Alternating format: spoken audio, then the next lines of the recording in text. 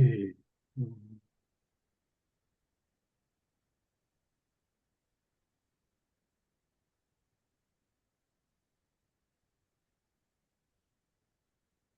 Okay, I think it will be time to start. Hopefully we'll have more people joining in the meantime. So hello everyone, and welcome to this rate splitting multiple access, or in short RSMA webinar series 2025. We've had the privilege to have a number of speakers this year, and this is our last speaker of the year.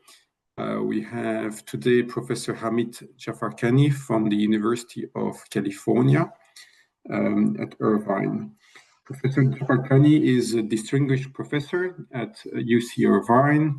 He received a number of career awards and IEEE awards. He's a highly cited researcher and fellow of numerous institutions and academy.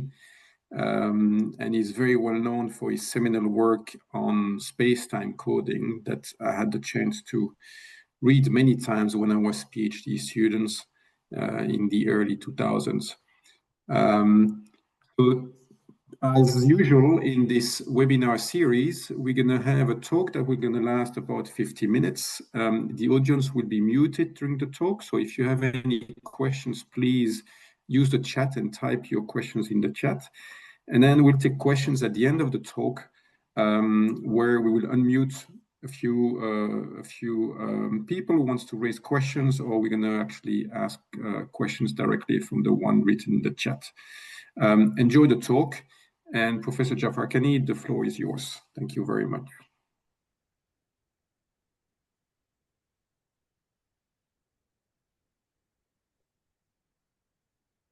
Okay, thank you for the introduction and thank you for the invitation. Today I'm going to talk about asynchronous NOMA and RSMA. The main question that I want to consider in this webinar is to synchronize or not. Synchronization is an assumption that we all make when we talk about communication systems, and synchronizing different nodes may not be even possible, like in a different geographical nodes. We can at most synchronize at one place, so there's no guarantee that other nodes are synchronized. But the main question here is, even if it's possible, is it desirable? Do we gain anything by synchronizing or not? And the topic is non-orthogonal multiple access, which the main idea behind it is to send more than one stream over the same wireless resource, and it can be used both in uplink and downlink. In fact, a general perspective on NOMA is that any non-orthogonal transmission would be called NOMA, but that's probably too general, especially for this seminar, which is on RSMA. Then RSMA would be a NOMA scheme. And the goal is to facilitate more connectivity with concurrently serving multiple users. And hopefully it will also facilitate massive connectivity and enhances the spectral efficiency. But there are challenges for this. So the main challenge is obviously inter-user interference when you have multiple users using the same resource. And also, it's very sensitive to channel state information. And as I mentioned, it's sensitive to synchronization. So you mainly, almost all the work in the literature assume that all the nodes are synchronized to each other. And we need novel modulation schemes to address inter-user interference introduced by NOMA. So this is a webinar for RSMA, so I don't want to take that general definition of NOMA that I mentioned. So I'm going to rely on the definition on this very interesting tutorial. If you have not read it, I highly recommend it. The tutorial is on RSMA, and it defines NOMA as an approach that at least one user decodes all interference. And then obviously SDMA will be treating interference as noise. And then RSMA will enable users to partially decode interference and treat the remaining interference as noise. So that kind of separates these schemes when we talk about them. But what's more interesting is, and I completely agree with, which is kind of my approach when I talk about synchronization and lack of it or asynchronous system, is that if you look at it with this perspective, then the entire issue is how do you manage the interference? So that's the key topic of the discussion in all these multiple access techniques. So, and obviously almost all of them will become non-orthogonal. So then the question that I'm trying to answer, or at least study, is for managing interference, is it beneficial to synchronize or not? Okay, now this becomes the main question. Well, let's start with a very simple example, try to understand what's going on. So here it's a multiple access channel, MAC channel, which in many literature it's called now uplink NOMA. So we send signals from two users. So let's focus on two users, and we receive them in this base station. So this has been studied extensively, and we know that, for example, we can do successive interference cancellation at the receiver. And the capacity region of this MAC is known. It's Cover-Wiener pentagon. And obviously, the assumption in deriving this capacity region is that both users are synchronized at the receiver. So I'll talk about this in more details. But what is this pentagon? This pentagon, this capacity region looks like this. And as you perhaps know, this capacity region can be achieved with both NOMA and with RSMA. The difference is that if you use NOMA to achieve the points in this line, you need to timeshare, but RSMA can achieve it without time sharing. But in terms of capacity, there is no difference between the two. So I'll focus on NOMA, but most of the things that I talk about will apply to RSMA too, because there is no difference in this case. So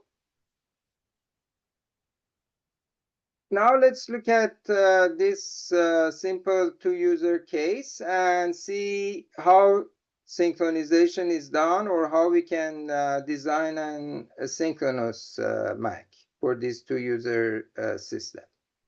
So let's say there is a timing mismatch between these two users.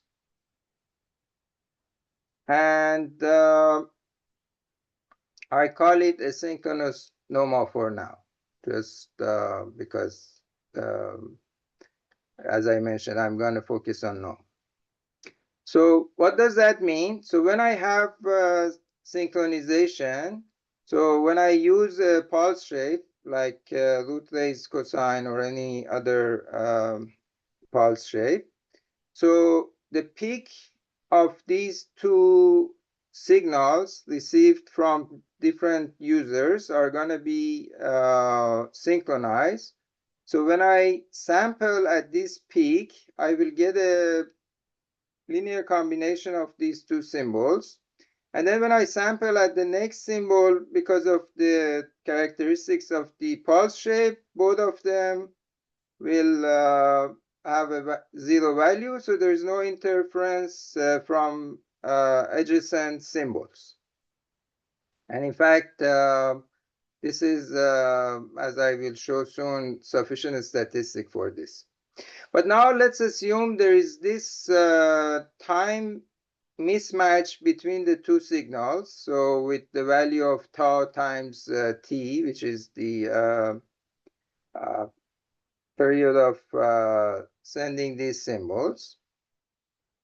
Now, if I sample at the peak of the first signal, so as you see, in addition to interference from the second user signal at time n, I will have interference from other time from symbols from other times of the second user as well. So when I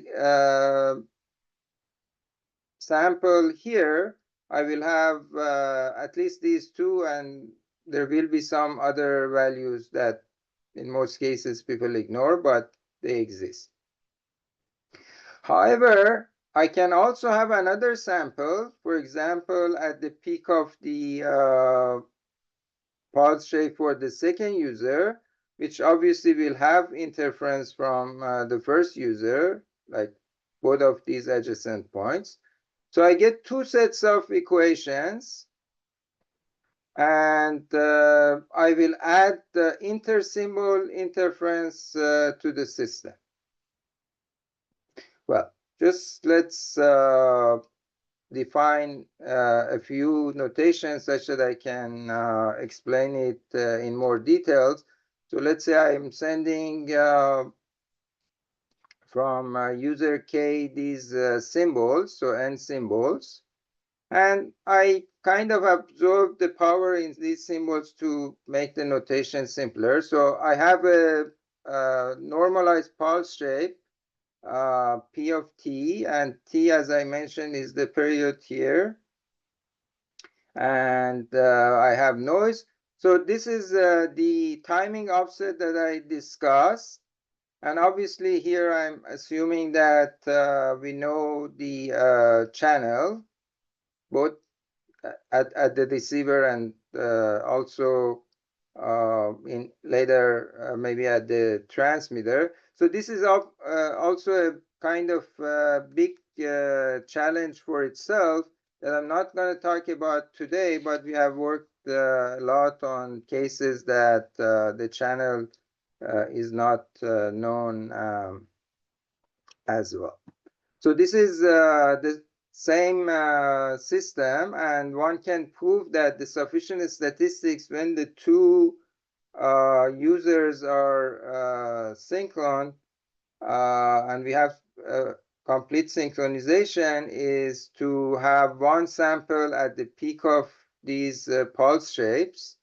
But when you have time asynchrony, as I discussed, again, one can show that the sufficient statistic is having two sets of samples. One sample which is synced by the peak of the first user symbols, and another set of samples when you sync with the peak of the second user. So you get two sets of equations. I will talk about it in more detail soon. So this is something we call sample diversity. And the whole analysis is to kind of answer this question. So I have added inter-symbol interference. So this now looks like an ISI channel. So that obviously increases the interference. So the whole point was to manage interference. Why am I adding interference? How does that even make sense? But because I now get this, what I call sampling diversity, so there is a benefit from this second set of equations.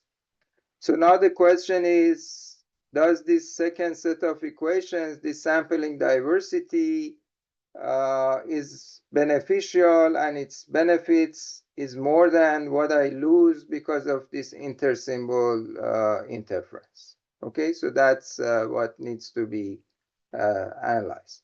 So let's look at this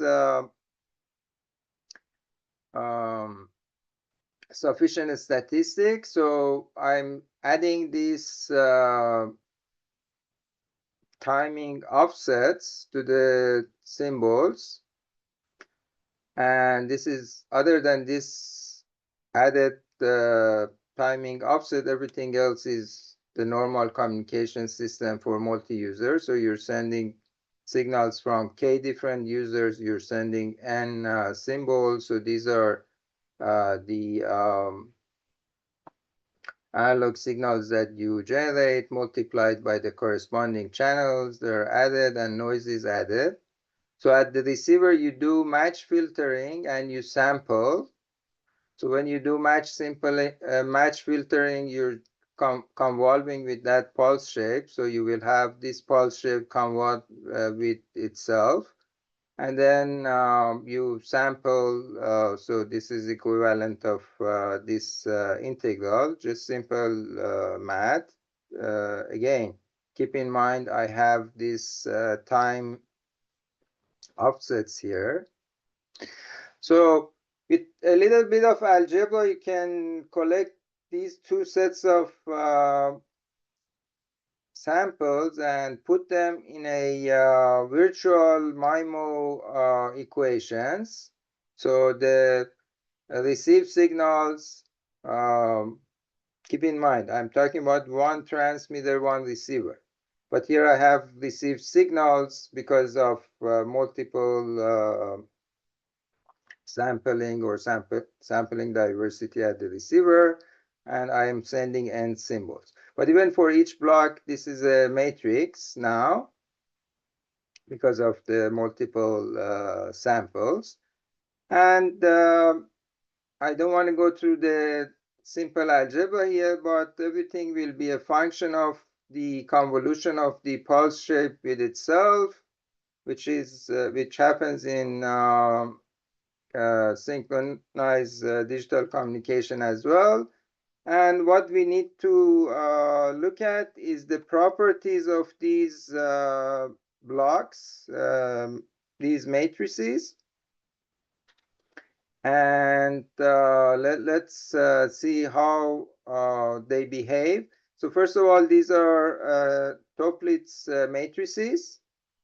And what's very important here and crucial in the analysis is that now the noise samples are correlated. So I want to explain that a little bit because that's very important. So if you look at this system and the sufficient statistic that I mentioned, so when I sample for the first user, so this integral that I have here, so it will collect the values for t time slot. So it will collect the noise during this time period.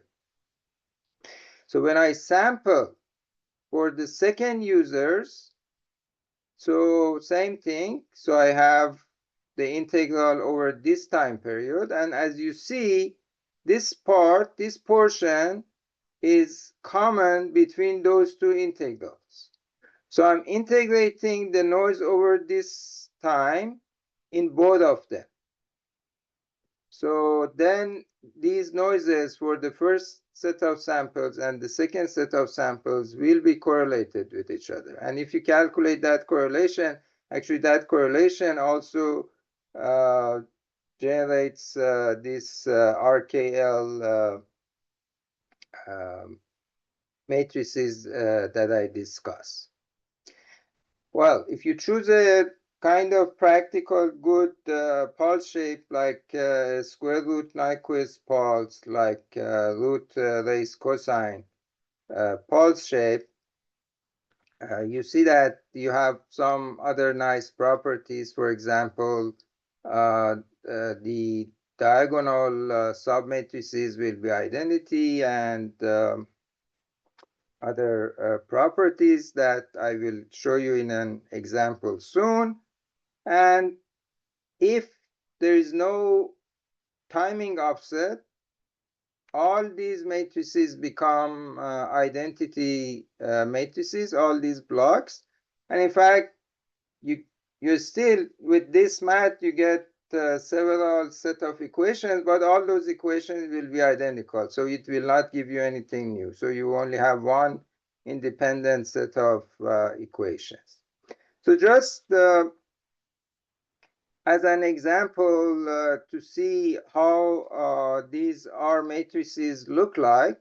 So let's pick 3 users and some timing offset.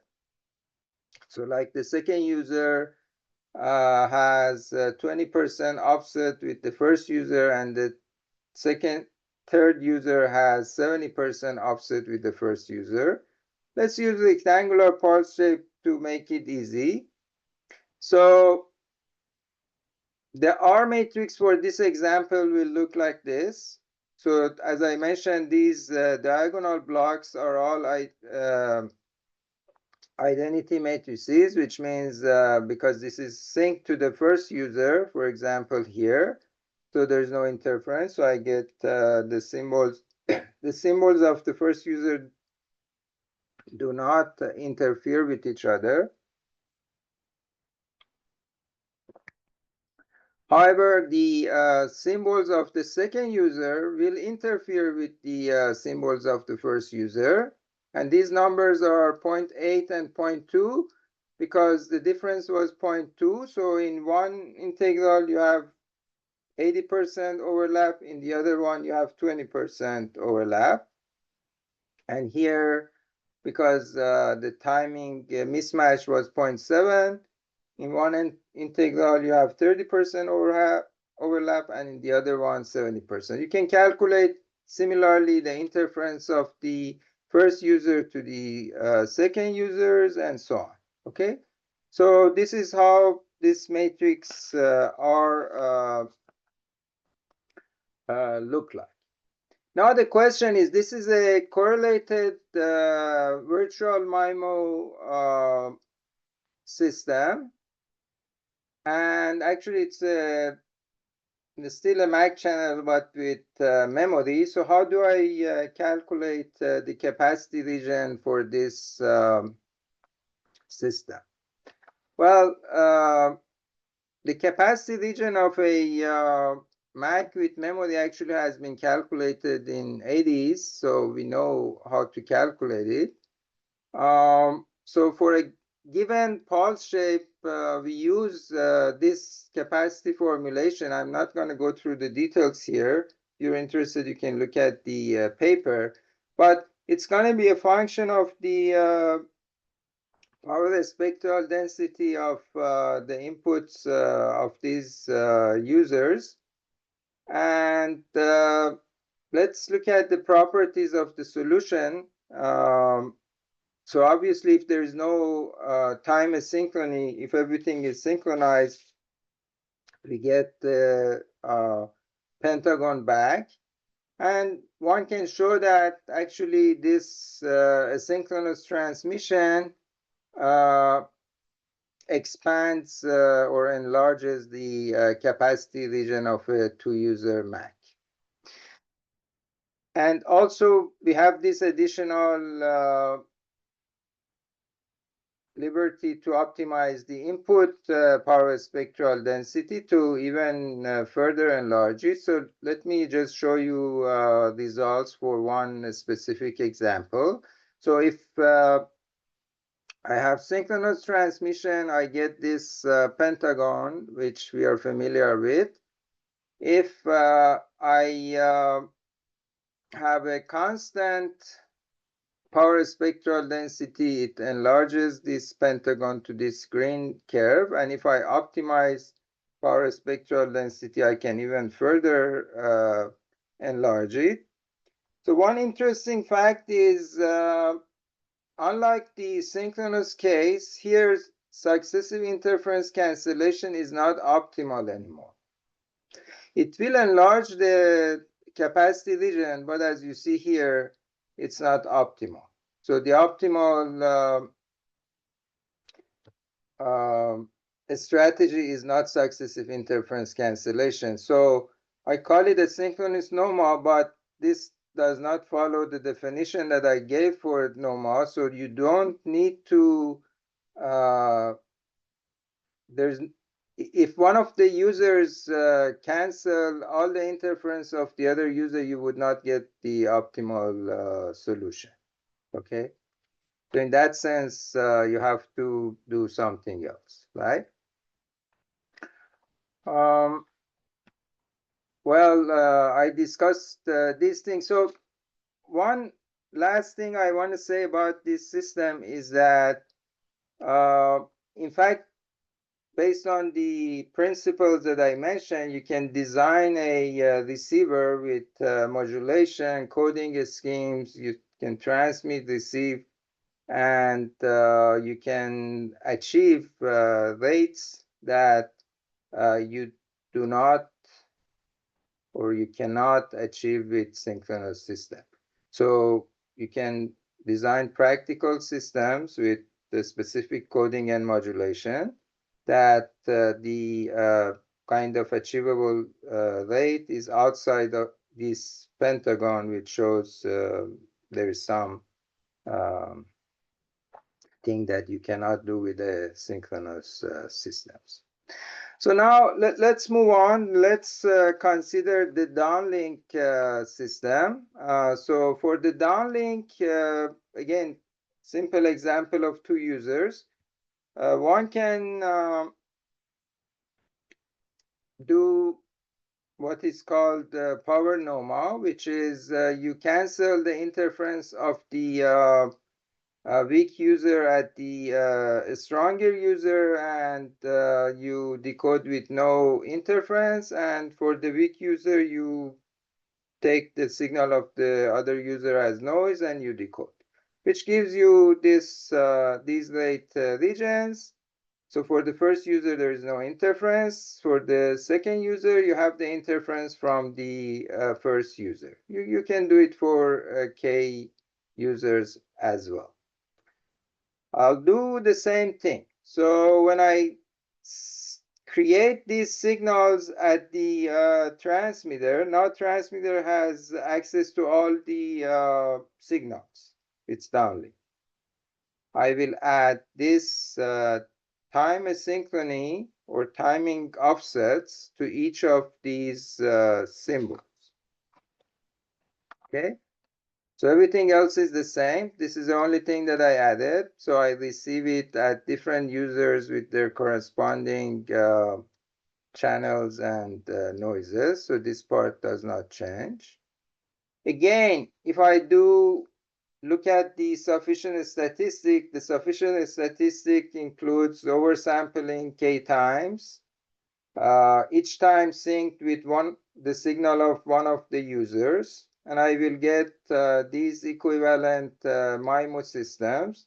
And if I go through a similar calculations, I can show that the inter-user interference that for the synchronous case was the sum of the power from other users. Here it will be the same, but it will be weighted by these factors G, which are similar to what I just discussed.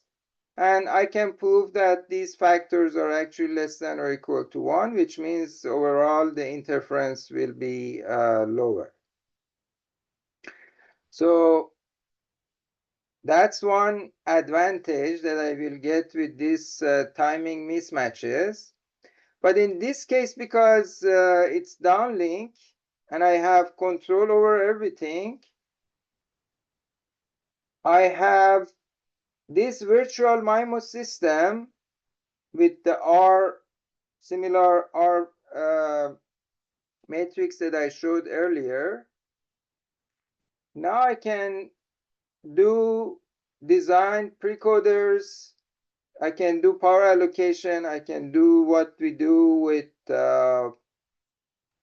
downlink systems, like singular value decomposition, designing the optimal precoders, and so on. And because I can prove that these R functions are full rank, I can get some additional gains by designing precoders for these systems. So I'll show you in more details what I'm talking about. But just to kind of summarize this, I didn't go through the detailed math because it's very similar to the map for uplink. But in terms of the block diagram, so what we do for downlink NOMA is superposition coding and then successive interference cancellation at one of the users and treating interference as noise in the other one. So what I'm adding is this asynchronous transmission. I'm adding these timing offsets or timing delays. And the result of that is that I will have these G's which are less than 1, which means I have less interference at the second user. And if you look at the this asynchronous system, so the this formula for the rate of the first user is similar. For the second one, I will have this G21 factor that I can prove is less than 1. So it will have less interference and it will give enlarge the rate region. So you can do this for any number of users. It will work.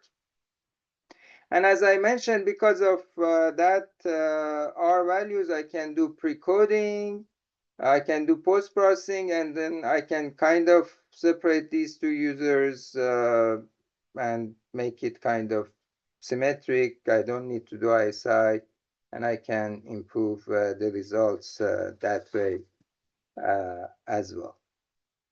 So here I show you some simulation, some rate region results. So obviously, this is orthogonal multiple axis.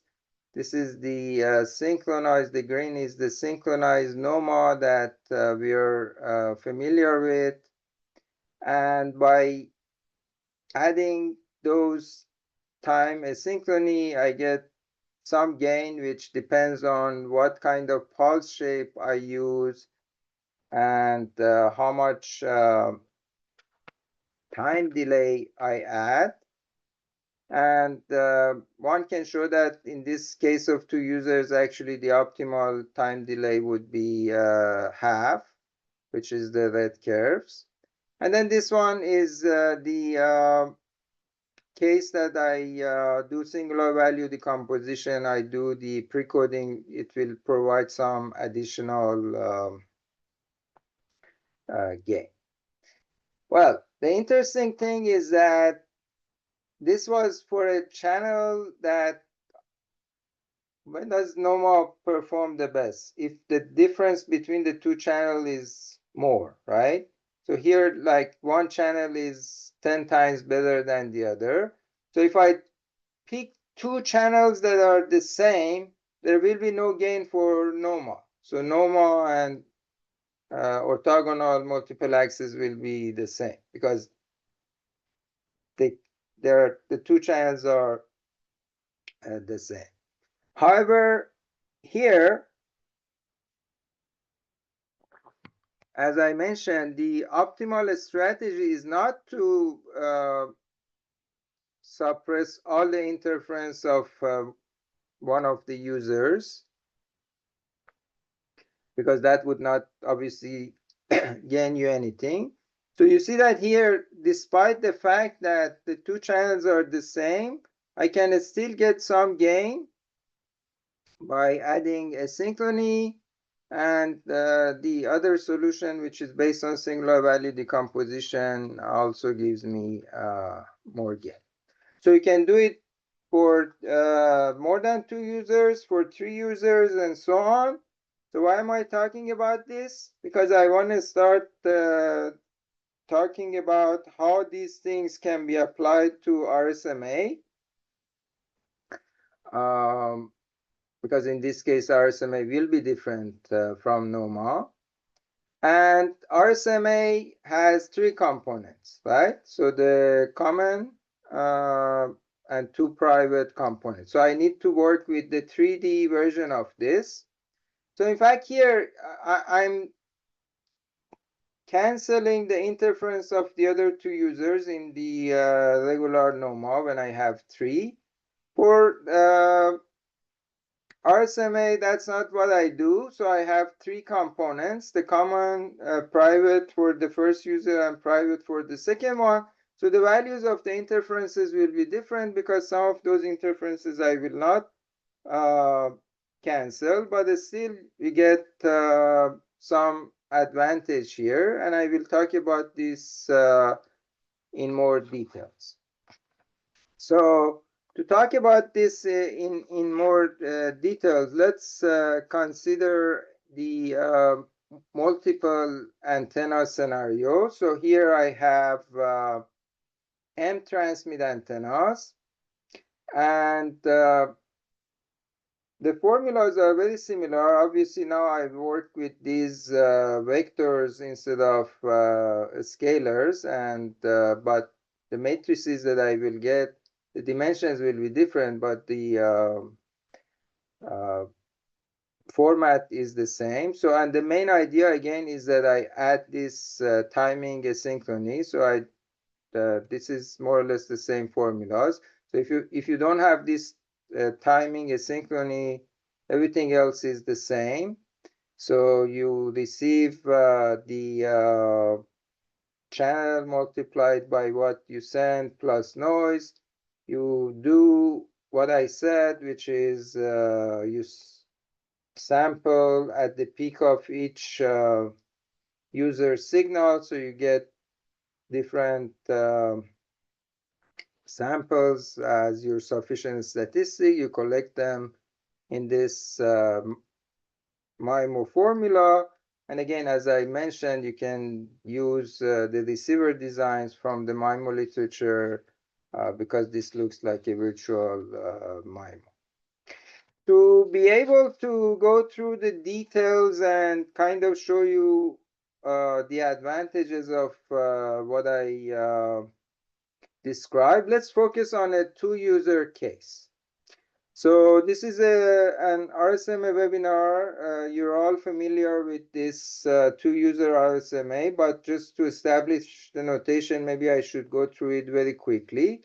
So we have a signal for the common part or common stream, and it has its own beamforming vector, and then S1 and S2 here are the private streams for the first user, and for the second user we have this power constraint. And obviously when we send this signal at user 1, we receive the channel times what we transmitted plus noise. At user 2 we receive that, and this is the rate region for RSMA. So obviously the first the common stream is the decoded at both users and its interference is canceled. So there is no interference from the common stream, but you would have interference from the second user for the first user and from the first user to the second user. And for the rate of the common user, when you decode that, obviously, depending on which user you decode it in, the power of the signal would be different. You use the corresponding channel, and everything else is interference for you. And because both users should be able to decode the common stream, the rate has to be less than the minimum of these two. So this is basic RSMA.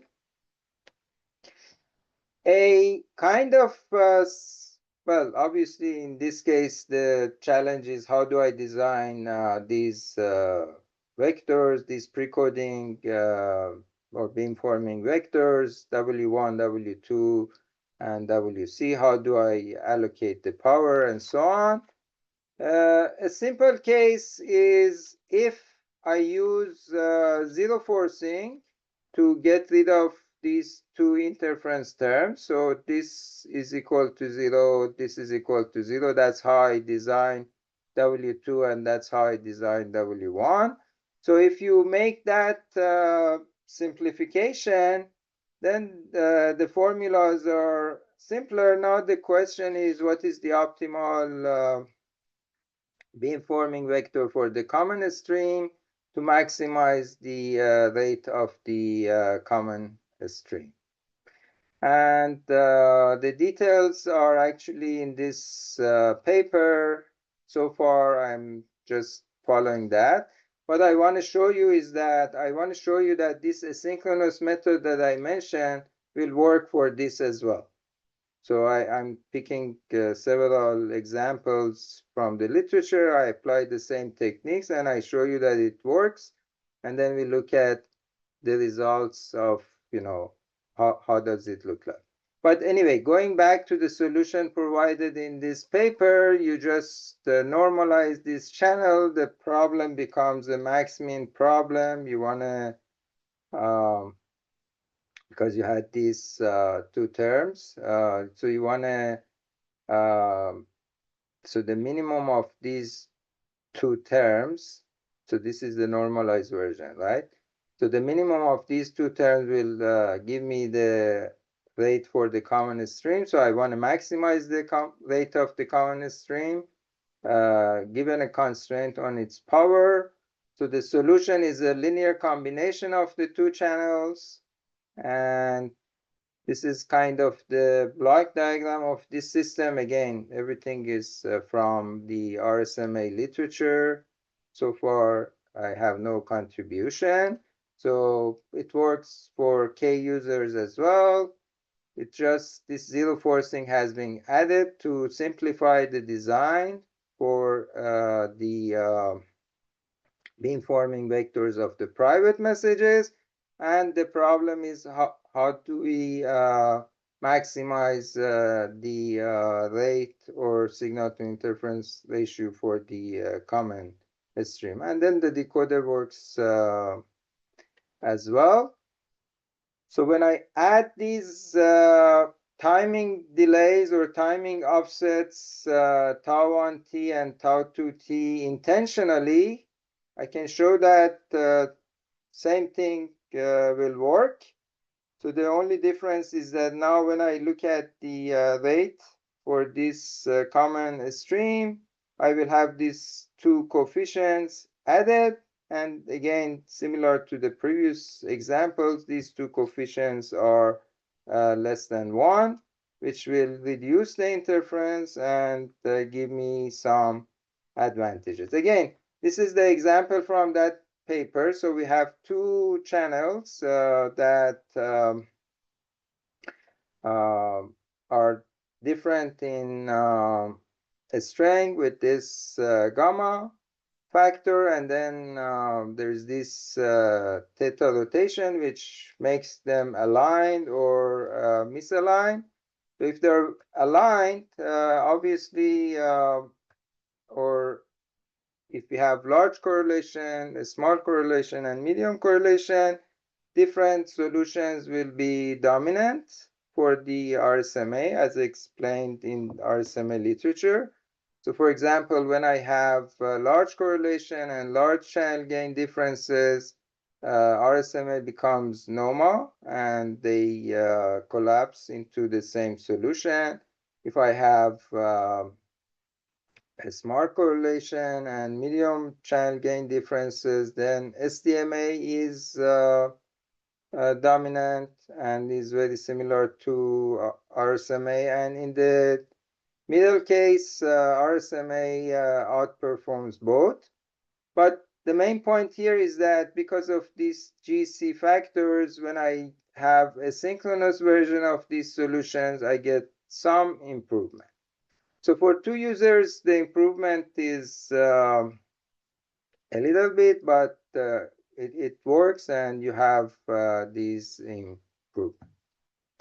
So I have a few minutes left, so I want to discuss something else. So here I added this zero forcing to simplify things. If I don't have this zero forcing, another problem that has been studied in the literature is how do I minimize the sum power while meeting a per user rate target in this RSMA systems. And obviously for different settings, very similar to this case, different settings of SDMA, NOMA, and RSMA require different strategies. And I would add these intentional time delays the same way that I did before.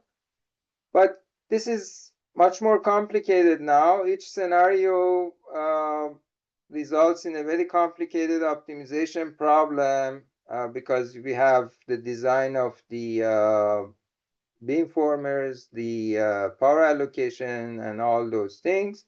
So I skip those details. So I just show you the result again, just show you that the approach works in this case as well, although these optimization problems are kind of much more complicated and needs each of them needs its own unique solutions.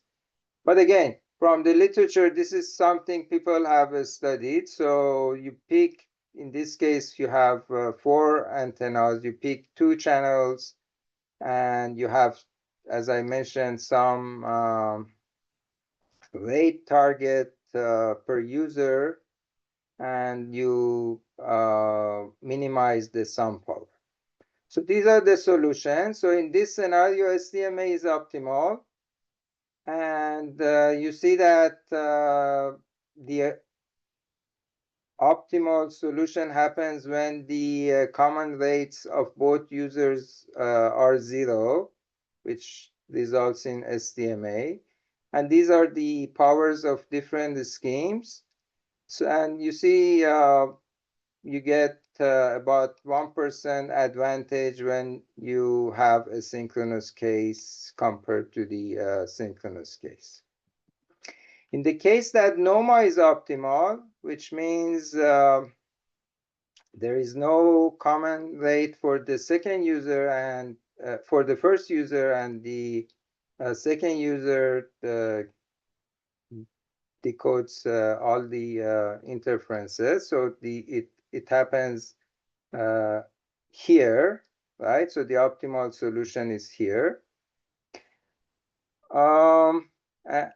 For these kind of values. So you see that again, asynchrony gives you some advantage. In this case, you have 7% less power, and obviously now RSMA and NOMA have the same kind of power.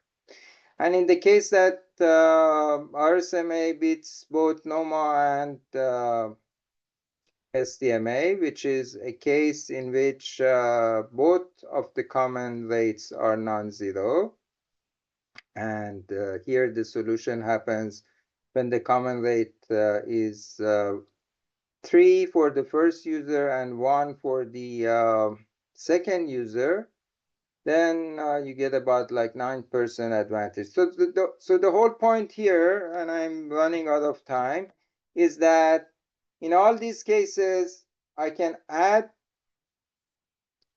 the additional time delays. I can solve the same problem, and there is some advantage in doing that. Anyway, I conclude the talk. So we discussed the use of these additional intentional time delays or time asynchrony in managing interference. So we derived the theoretical rate regions of different synchronous multiple access methods for a wide range of pulse shapes. And we analytically proved that asynchronous transmission enlarges the rate region. So those GKL values, we analytically have proved that those are always less than or equal to 1. And we showed how to apply similar ideas to RSMA, the zero forcing RSMA, and other approaches that I discussed. So with that, I conclude the talk and can answer any question. Thank you very much, Professor Jafarkhani, for the very interesting talk. It's quite refreshing to see that asynchronous transmission can indeed enlarge the rate region. Let's see if we have any questions from anyone in the audience. If you have any questions, feel free to unmute yourself and ask the questions or write it in the chat. I'm not sure we have any question in the chat. No. Actually, I have some questions. May I start? Okay, go ahead, Thibault. Yes. So, with the single antenna NOMA case, you had this curve called T NOMA, if I'm not wrong, in your simulations. I didn't quite get what that is. You mentioned something on. Yeah, because because of the time, I didn't discuss it so in detail. So that T NOMA is actually this solution. So what happens here is you have this virtual MIMO equation, right? So that was the main idea. So you collect these sampling diversity, sufficient statistics symbols, and you end up with some virtual MIMO equations, right? So something like this for the downlink. I think you're talking about the downlink here, right? So in the uplink, this is these nodes are at different locations, so you can't kind of beam the form the beam, right? You can't do beam forming precoding because they don't know about each other's symbols. But for the downlink, everything is, all the symbols that you send are located at the base station, right? So instead of sending it this way, I can do singular value decomposition of the overall virtual MIMO system. And then for each user, like SDMA, for each user, I can use the optimal precoding matrix to send the symbol of that virtual user to that user. So think about it as a virtual MIMO, and I apply something like SDMA, but the SDMA is applied in time, not in a space, because I only have one transmit antenna, but I have these N symbols in time. So I apply that singular value decomposition in time, and different time symbols will get different beamforming vectors and different powers, and then you get the same gain that you get with SDMA for a MIMO system for this virtual MIMO. So that's why we call it T-NOMA, because this eigenvalue decomposition happens in time, not in and this precoding is happening in time. So the rest is what you have in MIMO literature. So you just have those beamforming vectors in time, you allocate the corresponding power using water filling or whatever, and then there is this post-processing, so you can cancel the part of the interference. So it's kind of the equivalent of SDMA in time for this virtual MIMO system. And then you get the game of SDMA for scenarios that SDMA is better. Did that answer your question? Yeah. But I'll need to check the equations, but I roughly get the idea on time domain beamforming. I have another question. So in order to have asynchronous transmissions, at least for the downlink, one thing we would need is a higher sampling rate as the transmitter, right? Yes. So there is another topic called faster than Nyquist, which is also about increasing the sampling rate and enlarge the capacity. Is there some, because I'm not familiar with either the faster than Nyquist. Actually, I'm very glad that you asked that question, because this is something that I didn't have time, so I skipped it. So the answer to your question is yes. So faster than Nyquist and this asynchronous NOMA are related. And actually, we have this paper that you can read and shows the relationship between the two. I just skipped it because I looked at the time I was going over time.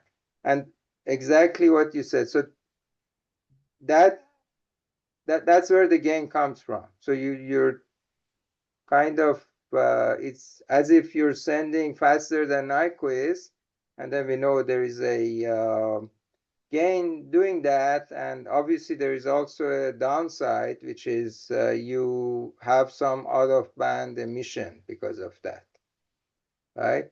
And then the main challenge is limiting that out-of-band emission while increasing the throughput. So that it's more or less similar ideas. Of course, the details of, because here I'm intentionally adding those time delays, but in faster than Nyquist you do something else. But yeah, so you can read that paper. There is a relationship between the two. Okay, thank you very much. Actually, I have another idea, because here we're looking at the time domain, and we have the pulse shaping signals there. Can we also do it in the frequency domain? Say we have an OFDM. Again, excellent questions. I'm you're asking all the right questions. So in frequency, yes, we have done actually work for the frequency too, so I can send you that paper too. When you do this in frequency domain, now instead of adding this intentional time delays, you have these frequency offsets. So you add intentional frequency offsets, and then more or less the same approach will work. But there is one catch here that you should know about, and that's why I didn't talk about that. So it will work perfectly. All the equations that I said, you do it in the frequency domain. Instead of time delay, you have frequency offset. Everything will work. Perfect.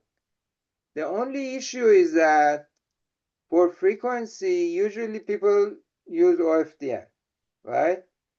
Yeah. So when you use OFDM, you have these cyclic prefix that you add because you don't want to have these out of band interference, right? Mm-hmm. So if that cyclic prefix is very large, then obviously it will not work because all I'm using is a little bit of out of band and it will fall within that cyclic prefix. So if you don't have cyclic prefix, it will work perfectly. So you can think about it, why do I even need that cyclic prefix? Instead of adding that cyclic prefix, I can use this technique and get rid of cyclic prefix, and then that would be the advantage that I get. So that's how you can think about it. So without cyclic prefix, it will work perfectly. Or if the cyclic prefix is small, it will work because still you will have some out of band. But if you pick a very large cyclic prefix, obviously it will not work. But the cyclic prefix is a waste of resources, right? So you can think about it as a way to either decrease the cyclic prefix or just get rid of cyclic prefix, an alternative to adding cyclic prefix. But to answer your question, exactly the same approach will work in frequency, and I can send you the paper we have on that. But instead of thinking about adding intentional time delay, you add intentional frequency offsets. Yeah. Thank you very much. Thank you. Any other questions, anyone?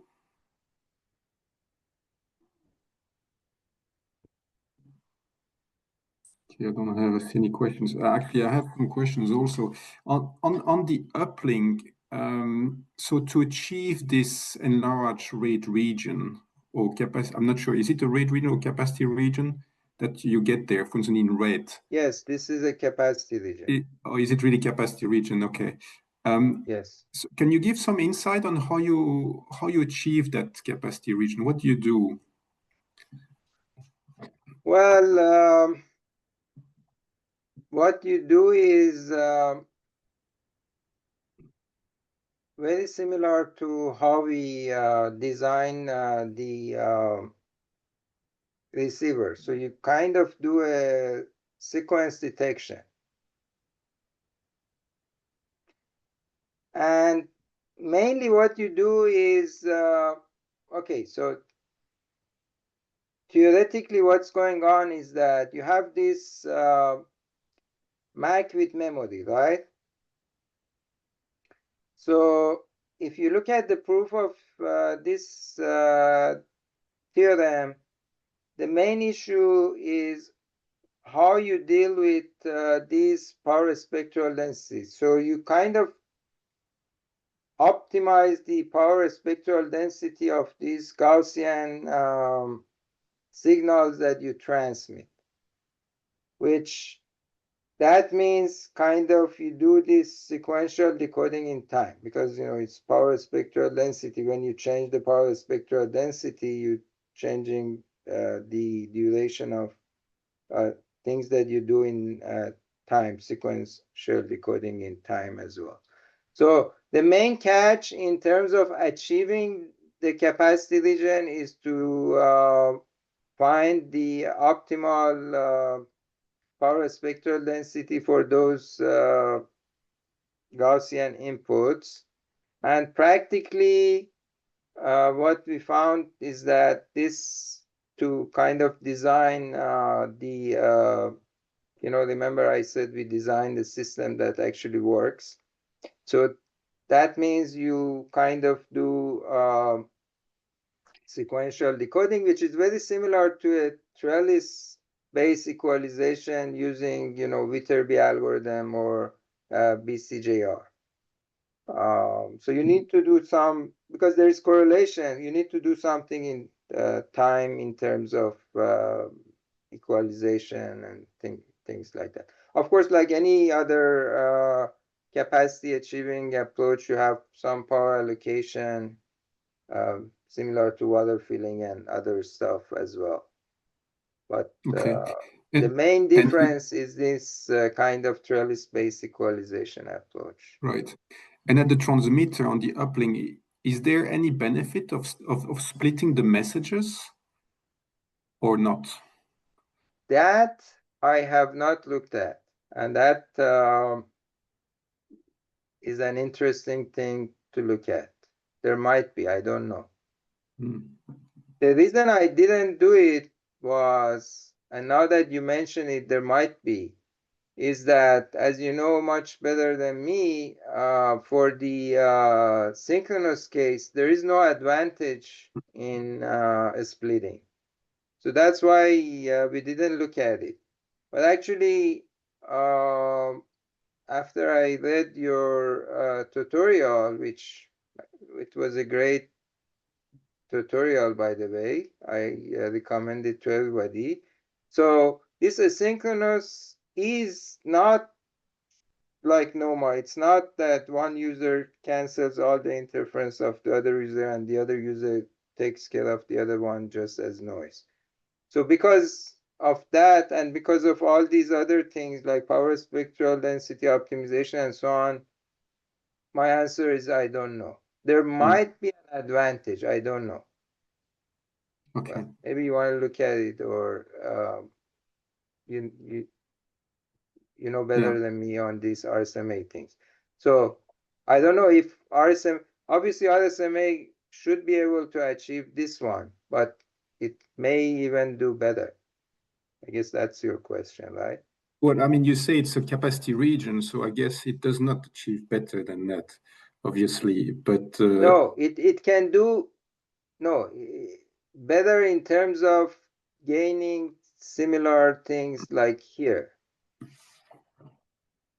So yeah, here so it not does the needing band same sharing, too. and That's why yes. I didn't look at it. So capacity region wise, it's gonna be the same. But maybe we don't need some of those complicated sequential decoding. Maybe instead of this trellis-based equalization, you can do a simple rate splitting or something else.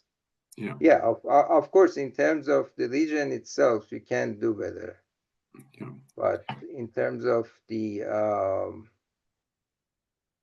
operationally, like here, there is an advantage with RSMA, right? So you don't need time sharing. So maybe there's an advantage like that there too. Thank you very much, Professor Jafarkhani. I think it was quite refreshing. Actually, I was not really aware of this literature on asynchronous. We never worked on this. But I'm really glad to see that actually there are benefits in doing that, and that changes some of the results that we conventionally assume. So thank you very much for your great talk. Thank you all for attending. I think this is the last webinar of this year for RSMA, so we'll see next year if we organize another series for RSMA. I think this is the 5th year? Well, no, it's the 4th year, season 4, so it's the 4th year. Yeah. So thank you all for attending. Thank you again, Professor Jafarkhani, and have a nice day or nice evening, depending on where you are. Okay, Bye-bye, everyone. Bye.